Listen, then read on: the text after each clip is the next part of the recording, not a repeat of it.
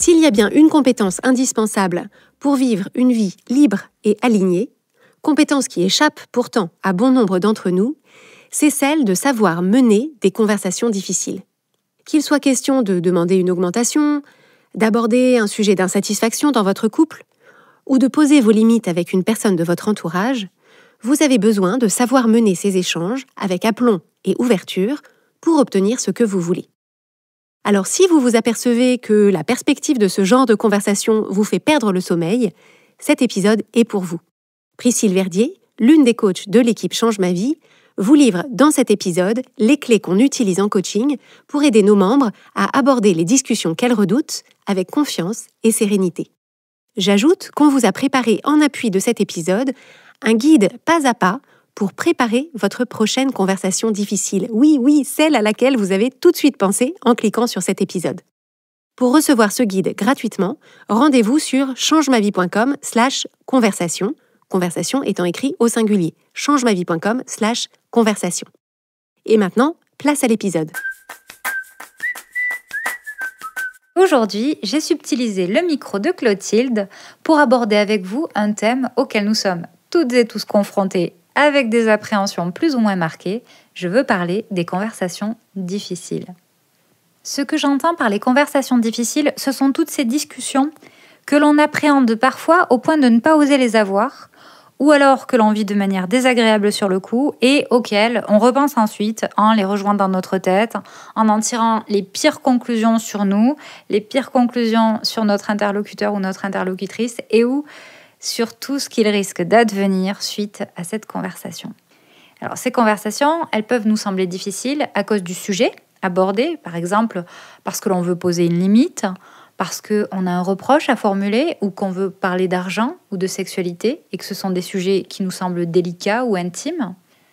Elles peuvent également nous paraître difficiles à cause du contexte dans lequel elles ont lieu, parce qu'on est en désaccord avec notre interlocuteur ou notre interlocutrice, ou parce qu'on veut proposer un changement dans une situation qui est installée depuis longtemps. Elles peuvent nous donner une impression d'être difficiles en raison de la personne avec laquelle on va être amené à les avoir, parce que c'est un membre de notre famille, ou une personne proche, ou une personne avec laquelle on a un lien hiérarchique, ou parce que tout simplement on craint la réaction de cette personne. Et enfin, on peut craindre ces conversations à cause de quelque chose qui relèverait d'une compétence qu'on n'aurait pas ou pas encore développée, par exemple la capacité à dire non, la capacité à être clair, la capacité à rester ferme, etc.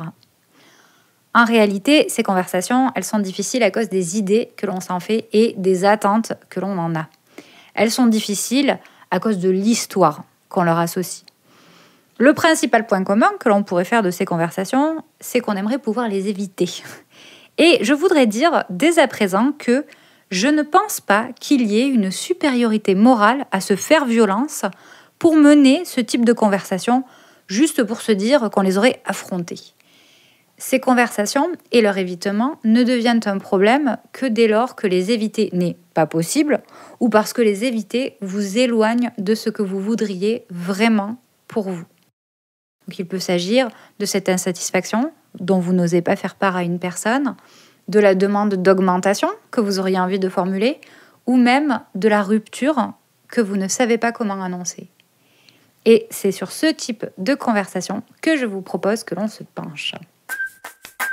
Lors de ma précédente carrière professionnelle, avant d'être coach pour le programme Change ma vie mode d'emploi, que je vous recommande chaudement, j'ai été conseillère pénitentiaire d'insertion et de probation.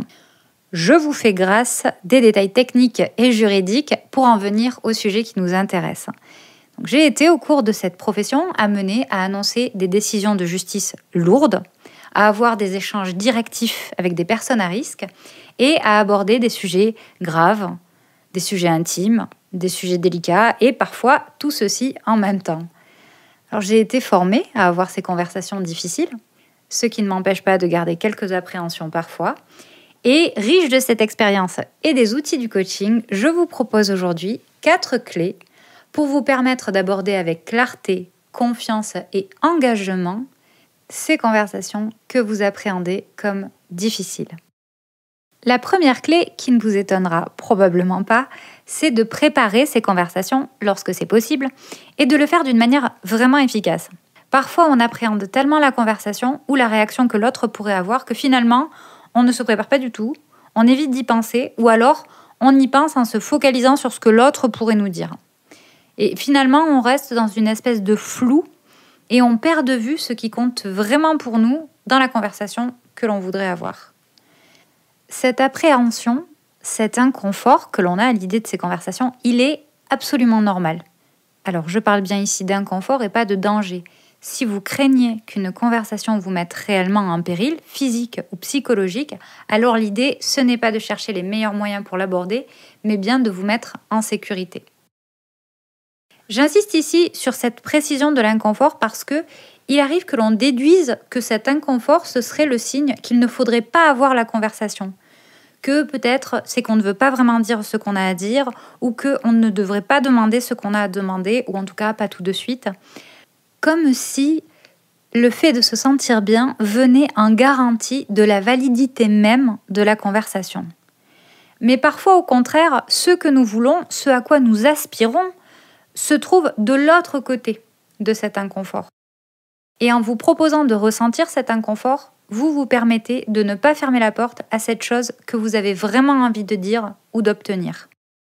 Alors si ça peut vous aider, je vous propose d'écouter l'épisode 49 du podcast Change ma vie, le confort dans l'inconfort, et éventuellement de vous aménager un moment de calme au cours duquel vous allez imaginer le scénario du pire pour cette conversation. Le pire qui pourrait être dit, le pire que vous pourriez dire ou ne pas dire, le pire que vous pourriez entendre ou ne pas entendre, le pire qui pourrait arriver. Et n'hésitez pas à vous montrer parfaitement catastrophiste. Le but, c'est de mettre bien en lumière les peurs et les appréhensions tapies dans l'ombre. Déjà, ça les rendra moins effrayantes. Et puis, en prenant le temps de constater les émotions que ça va faire émerger en vous et de les accueillir, vous vous préparez à aborder ces émotions comme quelque chose de choisi et pas de subi. Et vous créez un repère de sécurité entre vous et ces émotions. Parce que c'est souvent ça le pire qui puisse arriver dans une conversation difficile. Des émotions à ressentir. Une fois ce scénario du pire déroulé, je vous propose d'en revenir à ce que vous voulez dire. Ce que vous voulez vraiment dire, tout ce que vous voulez dire et pourquoi vous voulez le dire. Pour vous aider à faire de la clarté sur le pourquoi vous voulez dire les choses, si ce n'est pas limpide pour vous, je vous renvoie ici à l'épisode 269 du podcast « Oser dire les choses ». Il ne s'agit pas ici de trouver des phrases parfaites que l'on voudrait prononcer avec verve, confiance et talent pour créer un effet prodigieux sur notre interlocuteur ou sur notre interlocutrice. Il s'agit bien de se demander quel est le message précis que vous voulez faire passer ou quels sont les éléments que vous avez besoin de demander ou de connaître. Je vous recommande à ce stade de préparer votre message avec l'intention de décrire les choses avec le plus de neutralité possible, en étant factuelle et descriptive autant que faire se peut. En faisant ça, vous allez rester dans une énergie émotionnelle neutre et ça vous évitera de voir la discussion s'orienter sur la négociation des interprétations des uns et des autres. Par exemple, si votre message, c'est que vous avez envie que quelque chose change, décrivez plutôt ce qu'il se passe actuellement et factuellement aujourd'hui, comment vous y réagissez et comment vous aimeriez que les choses changent. Si vous posez une interprétation sur les choses, par exemple en disant « c'est n'importe quoi », vous risquez d'ouvrir un débat sur la bonne ou mauvaise qualité de cette interprétation et toutes les raisons pour lesquelles « non, c'est pas n'importe quoi, ce n'est pas vrai, etc. etc. » Les interprétations, ce sont des jugements et les jugements sont propices aux reproches et les reproches complexifient tous les échanges.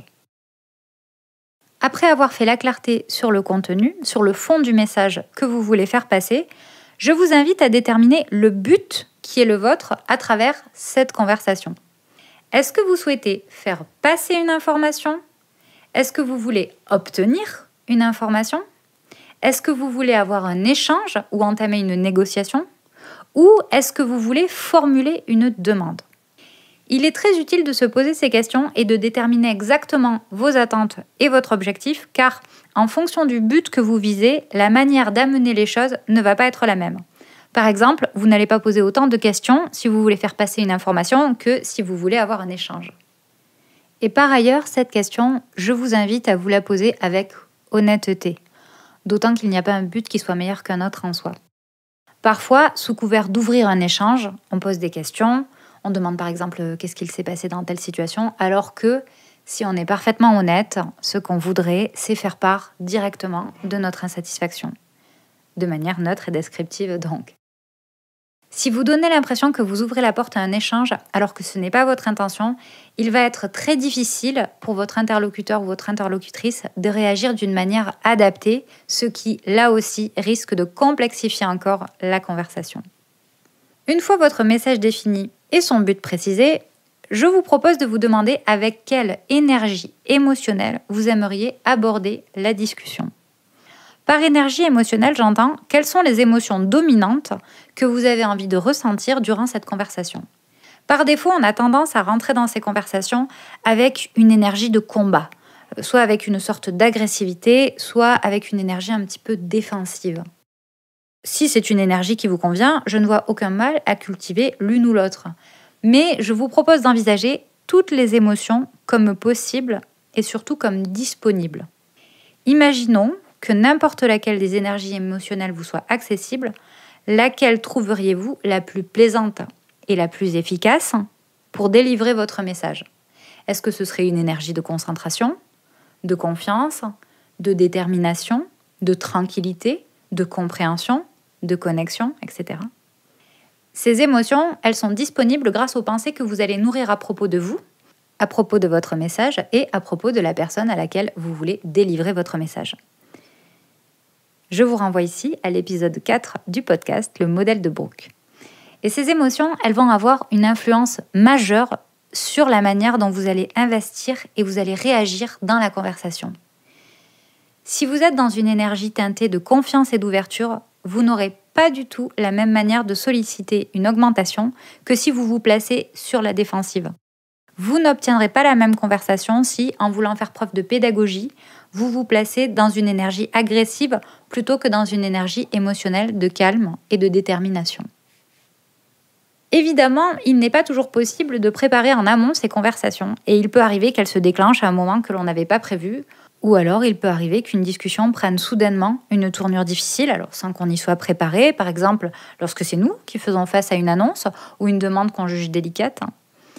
Et puis par ailleurs, on a parfois l'impression d'avoir préparé parfaitement la conversation, on a joué les débats à maintes et maintes reprises dans notre tête, on a bien répété tout ce qu'on voulait dire, mais une fois que la conversation débute, tout va de travers et rien ne se passe comme prévu. C'est tout l'intérêt de garder comme boussole nos 3 éléments de préparation. Ce que je veux dire, dans quel but je veux le dire et avec quelle énergie émotionnelle je veux le dire. Et ça nous amène à la 2e clé que je veux vous proposer, garder en tête ce cap et le maintenir durant la fameuse conversation difficile. Alors comment faire cela ? Comment maintenir ce cap, surtout quand on a l'impression que la conversation prend une tournure qui nous échappe ? Une première possibilité va être d'utiliser des temps de silence. Alors, le silence, a priori, ça peut nous paraître encore plus inconfortable, mais en réalité, vous pouvez en faire un atout très précieux. Je vous invite à vous autoriser à créer intentionnellement des temps de silence dans ce type de discussion pour vous demander où en êtes-vous ? Où en êtes-vous de votre message ? Où en êtes-vous du but que vous cherchez à atteindre ? Et où en êtes-vous de l'émotion qui est la vôtre ? Et ça, particulièrement s'il s'agit d'une conversation qui intervient sans que vous ne l'ayez préparée. Prenez un instant, quelques secondes suffisent pour vous poser ces questions. Quel message ? Quel but ? Quelle énergie ? Et en fonction de votre réponse, autorisez-vous un temps de respiration supplémentaire pour réorienter votre discours intérieur dans un sens qui vous plaise mieux et pour reprendre la conversation avec une meilleure énergie. Parfois, à l'idée de créer des temps de silence, on peut craindre d'avoir l'air un peu bizarre ou un peu démuni. Et bien qu'on puisse se dire, quand bien même, si ça me permet de reprendre les commandes, alors le jeu en vaut la chandelle, je veux vous rassurer. Une personne à l'aise avec le silence donnera toujours une impression de stabilité, de confiance et de maîtrise. Une deuxième idée pour maintenir notre cap, si on a l'impression de se perdre en chemin, ça va être de passer au niveau du commentateur ou de la commentatrice de la discussion. Dans mon ancien métier, on parlait parfois de ça en utilisant le terme de manière un peu abusive de métacommunication. Donc ça consiste à sortir de la conversation en elle-même pour en commenter, de manière neutre et descriptive, la tournure. Faire ça, ça va permettre à chacun de reprendre de la hauteur et de se demander un instant où il en est. Et c'est particulièrement efficace dans les cas où les temps de silence sont toujours remplis par quelqu'un. Alors, concrètement, ça revient à dire des choses de type « Attends, là j'ai l'impression que le ton monte » ou « Les arguments sont en train de s'orienter sur tel sujet et je souhaite qu'on en revienne à tel sujet » ou « Là la conversation va très vite, j'arrive plus à réfléchir, j'ai besoin de prendre un instant de réflexion ». Ça, c'est un outil extrêmement puissant que j'ai beaucoup utilisé pour communiquer et auquel j'ajoutais un mot sur là où moi, j'en étais dans la conversation. Donc par exemple, là, le sujet devient délicat et le ton monte, je commence à être mal à l'aise. Je vous demande de prendre un instant, je ne suis pas sûre de suivre ce que vous me dites, j'aimerais comprendre. Vous avez parlé pendant plusieurs minutes, il y a déjà beaucoup à retenir pour moi, je vous demande de finir rapidement votre propos. Ou encore, là, le ton monte, je ne pense pas que ce soit votre intention, mais vous me faites peur. Et ça a permis dans de nombreux cas de désescalader des échanges musclés, de revenir au calme et de continuer avec une intention plus productive. Et si ce retour au calme n'est pas possible, alors la réponse adaptée, c'est peut-être de mettre un terme à la discussion de manière douce et respectueuse, quitte à la reprendre à un moment plus apaisé. Ça doit toujours rester une possibilité. Enfin, la troisième idée pour se rappeler ce cap, donc quel message, quel but, quelle énergie émotionnelle, c'est de poser directement des questions en cas de doute.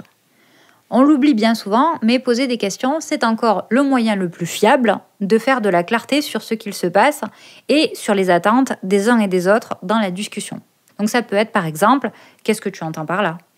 Qu'est-ce que tu attends de moi dans cette discussion ? Est-ce que je suis claire ou est-ce que mon propos est confus ? Poser des questions, c'est créer de la collaboration avec l'autre dans l'avancée de la discussion. Et la collaboration, ça enlève un bon nombre de difficultés qui imprègnent les conversations difficiles.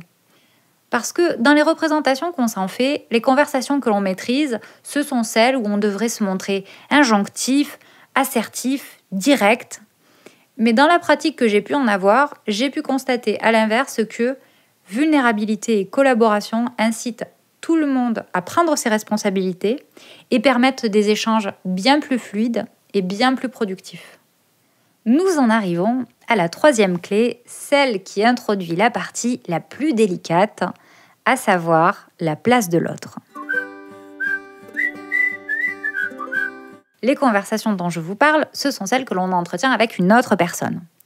Et pour préparer ces conversations, souvent on se demande ce que l'autre va dire, comment l'autre va réagir et qu'est-ce que l'autre va en retenir à propos de nous. Je vous propose d'envisager ce que j'appelle la juste place de chacun et chacune dans la conversation.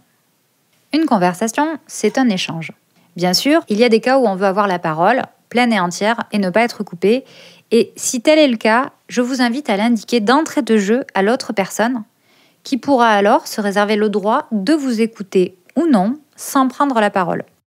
Mais sauf ces rares cas, l'idée d'une conversation, c'est un moment où chacun et chacune va parler et l'une des manières les plus certaines d'obtenir un échange fructueux, c'est que chacun et chacune puisse être entendu et donc écouté. Face à un sujet délicat, on peut être tellement attaché à son message et dans une telle urgence à le dire et à s'en débarrasser une bonne fois pour toutes, qu'on oublie parfois que l'autre peut aussi avoir des choses à dire. Or, ce qui favorise le plus le fait d'être entendu, c'est de soi-même proposer une qualité d'écoute à son interlocuteur ou à son interlocutrice. Alors voici quelques points d'attention qui peuvent vous aider à repérer les moments où vous n'êtes plus dans l'écoute. Si tout votre discours intérieur tourne autour de la pensée « ce n'est pas ce que je suis en train de dire, on ne m'écoute pas », vous n'êtes probablement plus dans l'écoute. Si vous vous déconcentrez, que votre esprit s'égare sur d'autres aspects du sujet, vous n'êtes probablement plus dans l'écoute. Si vous attendez impatiemment que l'autre ait fini de parler pour dire ce que vous avez à dire, difficulté que je connais très bien à titre personnel, vous n'êtes probablement plus dans l'écoute. Offrir une belle qualité d'écoute, ça vous donne des éléments précieux de compréhension en lien avec votre message et ça invite l'autre à faire de même par réflexe de mimétisme. Dans les conversations difficiles, un point qu'on retrouve très fréquemment, c'est la divergence d'opinion. On n'est pas d'accord et c'est là tout le problème. Le fait de ne pas être d'accord, c'est vraiment par défaut quelque chose qui peut nourrir en nous de nombreuses pensées de crainte, d'insatisfaction et de ressentiment. Mais au quotidien, ne pas être d'accord, ça ne cause pas si souvent de problèmes au-delà du fait qu'on ne soit pas d'accord. Donc pour le dire de manière plus concrète, il y a d'un côté les avis des autres et il y a de l'autre côté la manière dont ces avis vont avoir un impact dans notre vie. Je vous propose l'exemple de la répartition des tâches ménagères. Imaginons que vous trouvez que la répartition des tâches ménagères ou de la charge mentale n'est pas satisfaisante dans votre couple. Exemple qui revient avec récurrence et tristesse, et au sein de couples dans lesquels pourtant tout le monde voudrait que tout se passe bien. Imaginons donc que vous trouviez la répartition insatisfaisante. Vous pouvez penser, par exemple, que cette différence dans la répartition dit tout du patriarcat à l'œuvre dans la société et que votre couple, c'est donc une reproduction de ces discriminations. Et qu'une chose soit claire, je ne suis pas en train de dire que ce n'est pas le cas. Ce que je veux vous amener à constater, c'est que si au moment de proposer de répartir les tâches différemment, parce que c'est là votre but, vous soulevez cette interprétation, il y a de fortes chances que la conversation s'oriente sur cette question: est-ce que oui ou non, votre couple est une représentation du patriarcat? Dans quelle mesure? Au tort de qui? Etc. Et peu à peu, vous vous éloignez du sujet qui vous intéresse vraiment, la répartition matérielle et concrète de qui fait les courses, la lessive et qui y pense, etc. Et quand vous vous éloignez du sujet qui vous intéresse vraiment, vous ne réglez ni le problème de la répartition des tâches, ni le patriarcat, ni ses reproductions. Je ne dis pas que ces conversations ne doivent pas avoir lieu, mais je suis en train de proposer cette idée que le désaccord sur est-ce que oui ou non votre couple reproduit le patriarcat, c'est une question tout à fait annexe de la question de qui fait matériellement quoi à la maison. Et j'ajoute à toutes fins utiles qu'il est bien plus facile de considérer la question du patriarcat lorsque l'on est d'un certain côté de la barrière, par exemple lorsque l'on peut se dire que chez nous, les tâches ont fait l'objet de réflexions pour être réparties équitablement. Accepter que le désaccord existe et ne pas mettre de l'énergie à résoudre ce désaccord, ça permet de garder son énergie vers le sujet que l'on souhaite réellement régler. Alors, un peu de la même manière qu'accepter les désaccords retire des difficultés aux conversations déjà délicates, je veux vous proposer un nouveau point de soulagement. Acceptez que les émotions de votre interlocuteur ou de votre interlocutrice ne sont pas entre vos mains. Nous avons tous et toutes, je pense, eu envie, ou parfois encore avons envie, de contrôler les émotions des autres. D'ailleurs, si on avait l'absolue certitude que la personne à qui on parle allait bien vivre ce qu'on a à lui dire, le nombre des conversations difficiles descendrait en flèche. Dans nos conversations, on se retrouve à mettre une énergie folle à essayer de contrôler ce que l'autre va ressentir. Et si l'autre montre des signes qu'il ne réagit pas comme nous, on le voudrait, on essaie de négocier avec ses émotions. Argumenter avec les émotions que ressentent les autres, c'est un peu comme argumenter avec la météo. On a tous et toutes envie de le faire. Personne n'est d'accord sur ce qu'il faudrait que ce soit. Et on y dépense de l'énergie, mais en réalité, on n'a pas de prise sur le résultat. Et cette énergie, à négocier ça, c'est une énergie dépensée en vain. Et si vous acceptiez pleinement et entièrement que l'autre ait le droit de ressentir des émotions désagréables durant la conversation. Lorsque j'étais conseillère pénitentiaire d'insertion et de probation, j'avais à faire des annonces, alors parfois aux condamnés, mais parfois aussi à leur famille.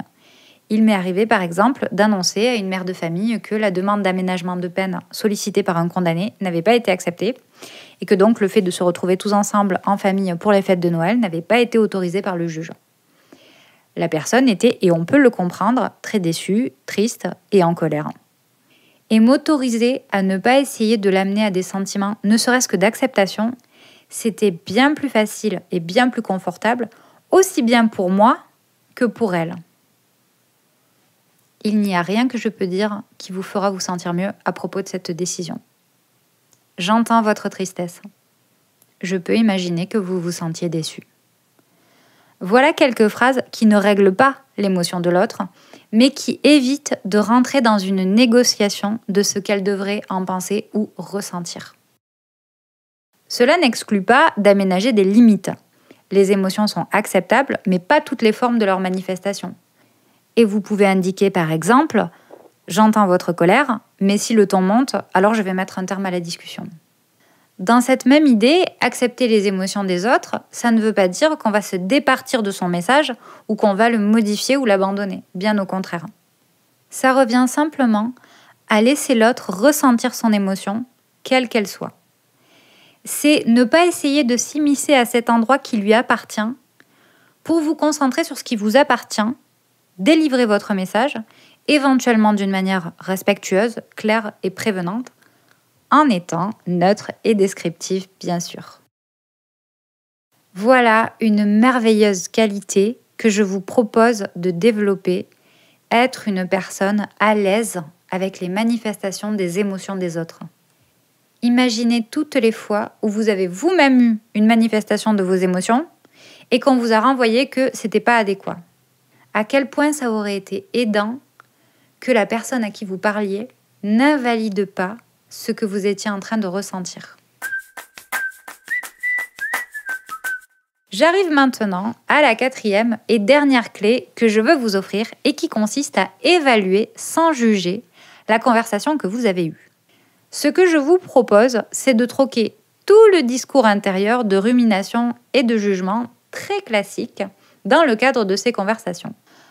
Vous savez, c'est tout ce discours qui consiste à refaire la conversation dans votre tête en vous repassant qui a dit quoi, qui a eu raison et qui a eu tort, ce que ça veut dire d'avoir dit ceci et de ne pas avoir dit cela, et maintenant, quelles sont toutes les catastrophes qui s'annoncent.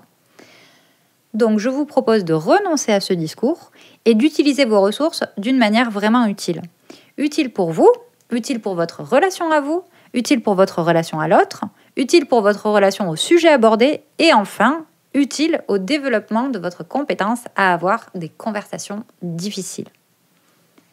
Ce moment d'évaluation, vous pouvez vous l'offrir peu importe que vous ayez eu la conversation ou que vous ne l'ayez pas eue parce que, par exemple, vous n'avez pas osé la voir au moment où elle se présentait. Qu'est-ce qui a bien marché pour vous et votre message lors de cette conversation ? Quels éléments de clarification dans sa préparation ? Quelles idées ? Quelle tournure de phrase ? Quel moment de la conversation et quelle énergie à ce moment ? Avant, pendant ou après la conversation. Quelles images? Quel silence? Quelle écoute? Quelle place au désaccord? Quelle place aux émotions de l'autre? Et pour les mêmes sujets, qu'est-ce qui n'a pas marché? Qu'est-ce qui vous fait dire que ça n'a pas marché? Quels sont les obstacles que vous avez rencontrés? Qu'est-ce que vous auriez envie de préparer, dire, ne pas dire ou faire différemment la prochaine fois? Qu'est-ce qui serait possible aujourd'hui pour améliorer le résultat que vous avez obtenu? Remplacez vos pensées de jugement par ce temps d'évaluation, ça va vous permettre de développer vos compétences en termes de communication. Ça va vous aider à entretenir une meilleure relation avec vous parce que si une fois que vous avez eu ces conversations, vous vous jugez, vous vous fustigez, ça risque d'aggraver vos appréhensions pour les conversations à venir. Et enfin, ce temps d'évaluation, il vient vous rappeler une chose qui me paraît fondamentale. Les choses sont rarement aussi définitives qu'on pourrait le penser. Il y a très peu de conversations qui entraînent un résultat face auquel plus rien n'est possible. Si vous avez envie de développer pour vous cette merveilleuse compétence qui est l'évaluation sans jugement, je vous recommande l'écoute de l'épisode 216 du podcast « Évaluer sans juger ». Voici donc les 4 clés de mon trousseau. Je vous les rappelle avant de vous les confier pour déverrouiller vos conversations difficiles. La clé numéro 1, préparez autant que faire se peut vos conversations en déterminant le message que vous voulez adresser, dans quel but et avec quelle énergie émotionnelle. La deuxième clé, restez connecté à ce cap tout au long de la conversation grâce au temps de silence, à l'étage de la métacommunication ou en posant des questions. La troisième clé, laissez une place adaptée à votre interlocuteur, à son message, à ses émotions, à votre éventuel désaccord. Et la quatrième clé, évaluez cette conversation sans passer par la case du jugement. Et en bonus, je vous propose d'utiliser ces mêmes clés pour développer une compétence encore plus rare et précieuse, devenir une personne avec laquelle il devient facile d'avoir des conversations difficiles. J'espère que cet épisode vous a montré qu'avec la bonne préparation et la bonne énergie, les conversations difficiles peuvent être des opportunités de connexion et de croissance plutôt que des sources de stress et de conflits. Pour appliquer concrètement les clés transmises dans cet épisode, ce qui est évidemment le secret du changement, je vous le rappelle, je vous propose de télécharger le guide pratique qu'on a créé pour préparer votre prochaine conversation difficile. Pour recevoir ce guide gratuitement, rendez-vous sur changemavie.com/conversation. Conversation étant écrit au singulier.